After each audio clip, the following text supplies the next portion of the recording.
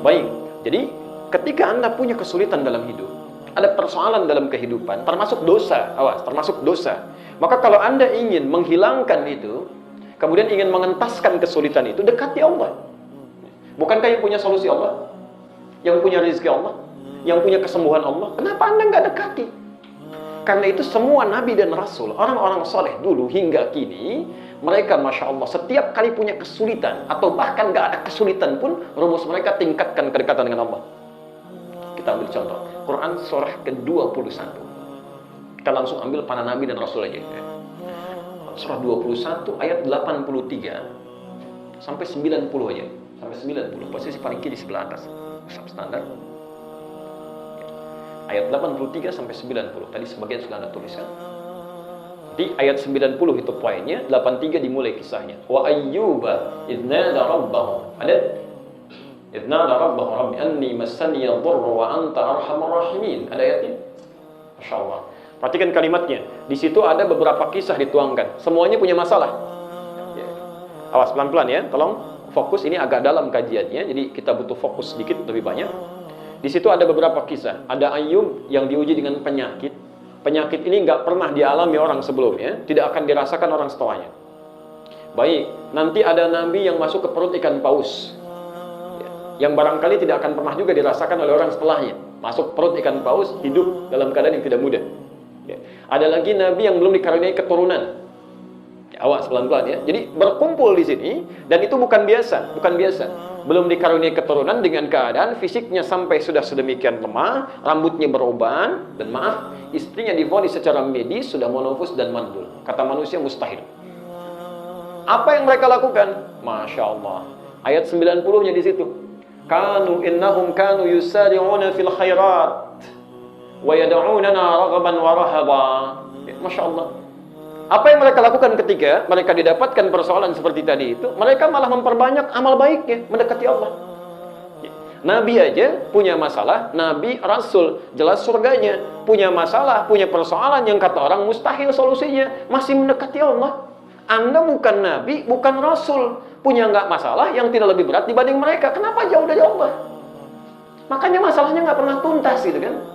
Kan yang punya solusi Allah. Makanya Nabi Ayub pun Masya Allah, saya selalu ulang-ulang kisah ini. Anda bayangkan, dan nanti kita lihat di ujung ayatnya. Nabi Ayub ini ketika diuji dengan penyakit yang luar biasa itu Masya Allah. 7 tahun diuji itu, istrinya sampai berkata, kalau bahasa kita, Papa kan Nabi, kenapa nggak minta sama Allah untuk menyembuhkan?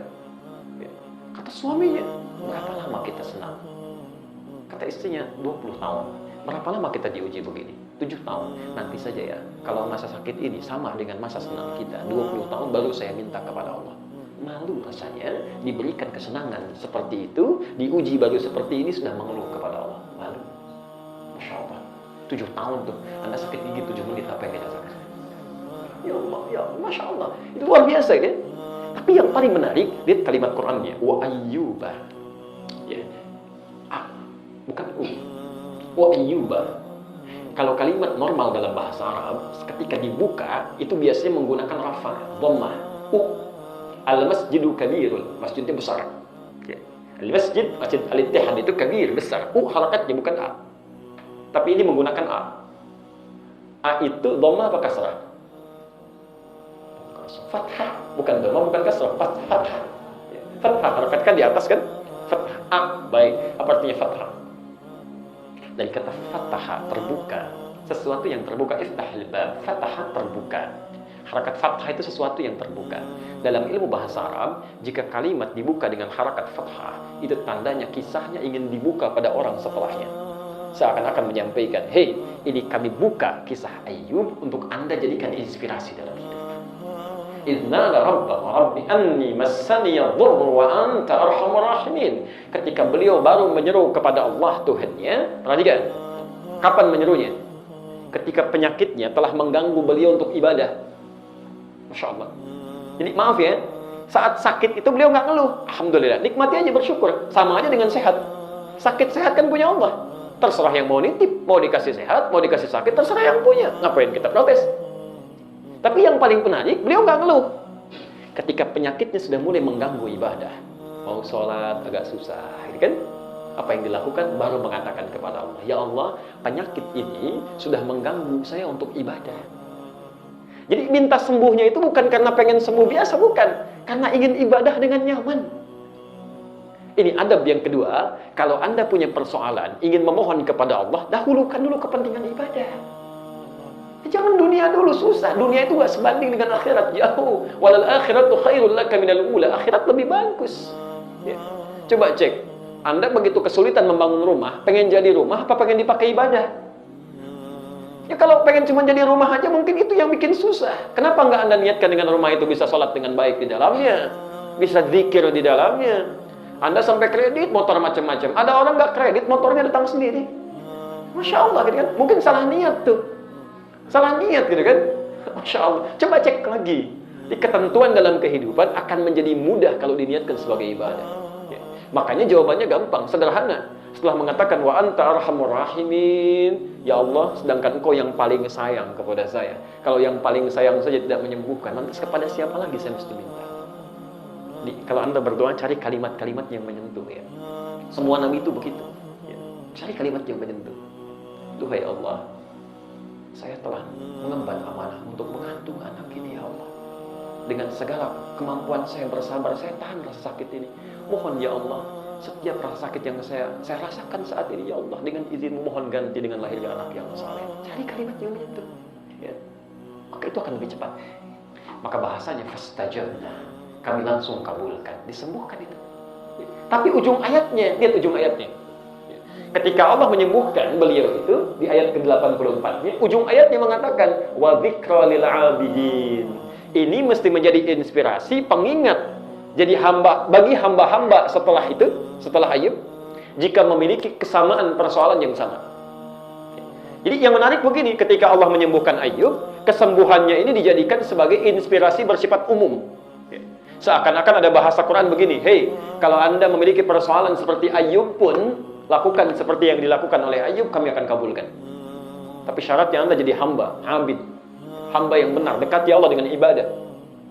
Masya Allah, kan ini Ayub punya penyakit tidak pernah dirasakan orang sebelumnya, tidak akan dirasakan orang setelahnya. Jadi kalau ada orang seperti Ayub saja kata Allah akan disembuhkan, apalagi yang nggak seperti Ayub. Coba cek ayat 87-nya. Wa dhannuni idh dhahaba mughadiba, ya, wa dhanna an lan naqdira alayhi fanada fi dhulumati. Ada ayatnya?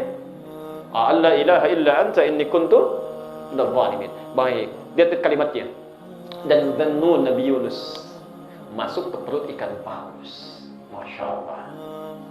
Baik. Masuk ke perut ikan paus itu kira-kira gelap atau terang? Pernah masuk ke dalamnya? Bayangan kita sesak ya. Sesak, gelap, luar biasa, sulit. Itu sulit. Yang saya ingin sampaikan begini. Beliau melakukan amalan, mendekatkan diri kepada Allah. Kurban, dia dekati Allah. Dia dekati Allah. Beliau beramal, tingkatkan macam-macam. Masya Allah, apa yang terjadi? Ayat 88-nya, fastajabna. Langsung dijawab. Yang menarik, najjainahu minal ghammi. Perhatikan kalimatnya. Kami bebaskan dia, selamatkan dia dari ghammi. Saya mau tanya, tadi masuknya ke mana masuknya?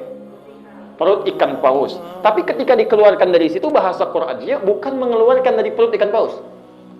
Bahasanya mengeluarkan dari awan gelap yang meliputi. Gham itu awan gelap yang meliputi. Kenapa menggunakan kalimat ini? Kata para ulama tafsir, seakan-akan Allah ingin memberikan gambaran nanti di masa depan ada orang-orang yang memiliki persoalan sekalipun nggak masuk ke perut ikan paus tapi punya kesulitan yang sama, kayaknya gelap sampai bikin sesak gitu kan, mau jalan susah, kayak kehilangan arah. Kenapa gelap ya? Padahal mataharinya terang, susah gitu. Ada yang begitu. Makanya di ujung ayatnya ditutup wa kadzalika nunjil mu'minin. Cek ayatnya. Wa kadzalika nunjil mu'minin.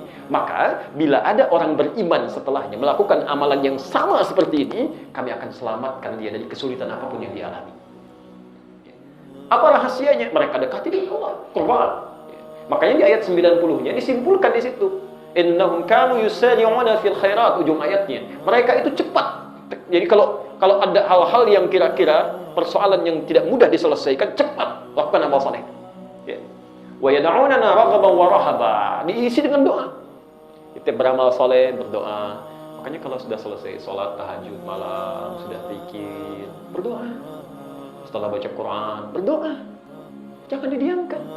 Berdoa itu sayang, itu di antara doa yang cepat dikabulkan. Nanti dalam bahasan fikih al-asmaul husna setelahnya, nanti kita bahas itu. Di antara yang cepat mengabulkan doa adalah saat kita lelah memberikan ibadah. Itu cepat sekali. Apalagi kalau antum bisa puasa. Puasa itu di antara 3 hal yang cepat mengabulkan doa. Thalathatun la turaddu da'watuhum. 3 golongan yang sulit ditolak doanya. Bahasanya sulit ditolak doanya. 1, al-imamul adil. Pemimpin yang adil, Masya Allah. Kalau dengan konteks lebih luas, pemimpin negara, pemimpin kota, kan? Antum doakan supaya jadi adil, jangan dicela. Doakan, kalau dicela ngasih solusi. Nah, yang lebih kecil lagi, antum yang laki-laki ini kan pemimpin kan? Pemimpin, Quran surah keempat ayat 34, posisi paling kiri sebelah atas. Ar-rijalu qawwamuna 'alan nisa. Pemimpin. Ya. Maka kalau antum adil, Masya Allah, itu doanya cepat dikabulkan. Ya, jangan dikaitkan dengan yang lain dulu ya. Baik, maksud saya nih gini, adil itu kan menempatkan sesuatu sesuai dengan tempatnya. Antum kalau ke kantor jadi apa? Di karyawan. Kalau ke rumah jadi apa? Bukan, jadi ayah, jadi suami. Gak pakai oh. Kadang-kadang suka lupa gitu kan? Suka lupa tuh. Pulang dari kantor masuk rumah masih jadi orang kantor aja. Kapan jadi ayahnya? Anda meninggalkan rumah, anak udah nungguin gitu kan? Itu mengharapkan ayahnya datang, udah nunggu-nunggu, Masya Allah, 8 jam, 9 jam, 10 jam. Begitu datang, masuk ke pintu rumah, seharusnya status antum sebagai pegawai itu berhenti depan pintu rumah. Selesai. Begitu dibuka, antum jadi ayah. Demi Allah saya katakan, Anda seorang direktur perusahaan, begitu membuka pintu rumah, ayah anak Anda yang kecil gak akan panggil, Pak Direktur, ada. Pasti Abi, Buya, ayah, itu yang dinantikan. Tiba-tiba datang dengan tasnya, masih sebagai pegawainya, Masya Allah. Nggak ada senyumnya, nggak ada macam-macamnya. Udah nanti aja ke mama sana, ke mama sana. Anak udah nunggu-nunggu. Coba dicek ya, kalau Anda bisa tempatkan itu, Masya Allah. Yang kedua, as-sa'ima hatta yuftira. As-sa'ima hatta yuftira. Orang puasa sampai dia buka. Sampai dia buka. Itu Masya Allah ya. Dan yang terakhir, da'watul maghlub, doa orang yang terzalimi. Jadi kalau antum misalnya ada perasaan tidak enak, arahkan pada doa yang baik. Itu cepat sekali.